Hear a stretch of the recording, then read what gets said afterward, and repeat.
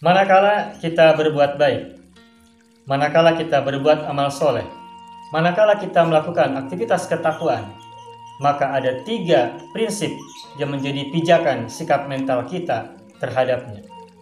Pertama, kita mesti bersyukur kepada Allah, karena dialah yang telah menggerakkan kita untuk berbuat kebaikan, memberi kita kemudahan untuk menjalankan aktivitas ketakwaan, memberi kita fasilitas agar kita bisa melakukan amal kesalehan.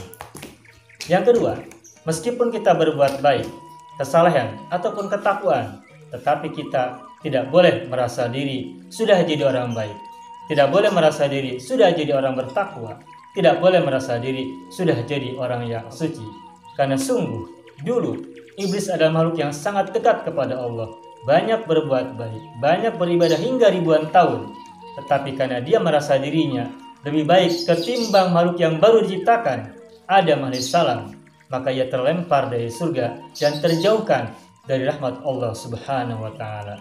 Berbuat baik tapi merasa diri baik itu buruk. Lebih baik tidak berbuat baik tapi merasa diri hina ketimbang berbuat baik tapi merasa diri mulia. Yang ketiga, kalau kita melihat orang lain tidak berbuat kebaikan seperti yang kita lakukan, maka kita tidak boleh memandang orang lain itu buruk.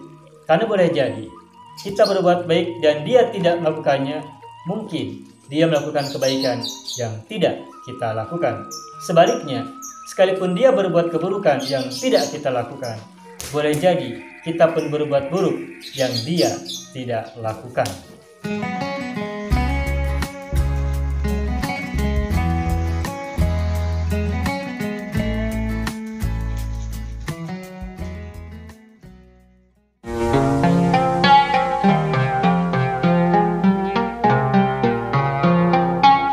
Channel Arabia TV, kita bisa belajar bahasa Arab bersama-sama di channel kami yang lain, yang baru, yakni Arab Mudah Channel. Mudah, asyik, dan nyaman. Materi-materi bahasanya berbeda, silakan kunjungi, subscribe, share, dan kita belajar bersama-sama. Arab Mudah Channel, mudah, asyik, dan nyaman. Semoga bermanfaat, dan selamat menyimak.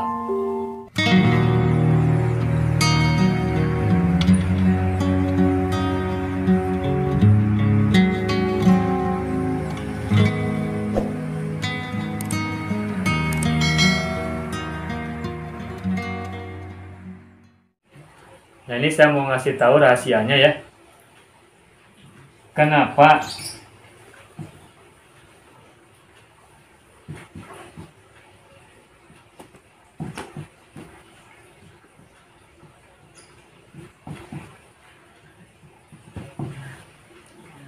saya mau ngasih tahu rahasianya? Kenapa isim isyarah untuk laki dan perempuan untuk jamak disamakan, baik yang dekat maupun yang jauh. Yang dekat haulai muzakkar, haulai muannas. Yang jauh ulaika muzakkar, ulaika muannas.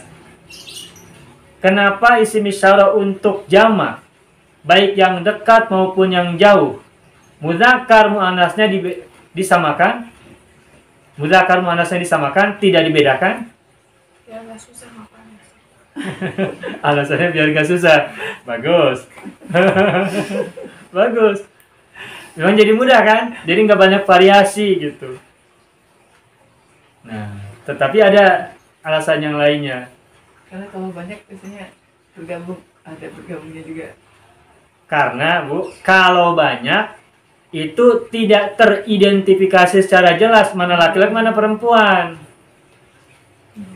Di Arab dulu pakaian orang Arab laki perempuan sama nggak? Jubah. Sama, pakai jubah. Kepalanya ditutup nggak? Ditutup. Jangankan jauh, dekat juga. Kalau posisinya nggak begitu jauh, dekat, tapi mereka sama-sama berjubah, sama-sama kepalanya ditutup, sama-sama tidak berkumis. Kan nggak kelihatan bedanya laki dan perempuan. Kalau satu orang masih kelihatan, dua orang masih bisa diidentifikasi.